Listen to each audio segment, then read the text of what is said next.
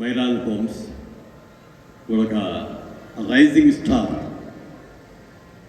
Real ఎస్టేట్లో చాలామంది వచ్చి ఉంటారు, కానీ నీతిగా నిజాయితీగా చేసేవాళ్ళు, ఒక స్టార్గా ఓవర్ నైట్లో ఎర్రగలిగే వాళ్ళు కొద్దిమంది ఉంటారు. ఆ కొద్దిమంది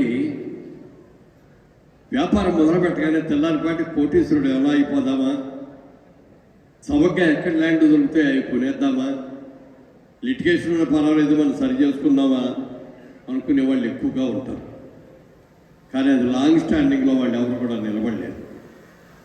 మన దగ్గరికి కస్టమర్ మన మీద ఒక నమ్మకంతో మన దగ్గరికి వచ్చారు అంటే ఆ వచ్చిన కస్టమర్కి క్లియర్ ల్యాండ్ ఇవ్వాలి, చక్కగా పర్మిషన్స్తో తీసుకొని లేఅవుట్ బాగా చేసి మళ్ళీ ఎప్పుడు కావాలంటే అప్పుడు ఇల్లు కట్టుకునేటట్టుగా. కానీ అలాగే ఇవాళ గారి యాడ్స్లో అయ్యయ్యో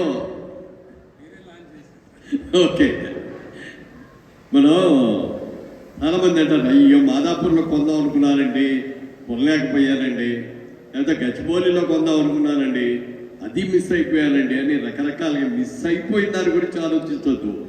మిస్ కాబోయేదాన్ని మిస్ కాకుండా ఎలా వెళ్ళాలి, ఎలా శాంక్షన్ చేసుకోవాలి, ఎలా పర్చేజ్ చేయాలి, ఎంత నీట్గా ఉన్నది తీసుకోవాలి అనేది ఆలోచించి ఒక మంచి నిర్ణయం తీసుకోకుండా ఏదో చెప్పారు నాలుగు మాటలు వెళ్ళి తెచ్చేసుకుందాం సగం ధరకే వస్తుంది అని అనుకున్నామంటే మాత్రం మనం పప్పులో కాలేసినట్టే.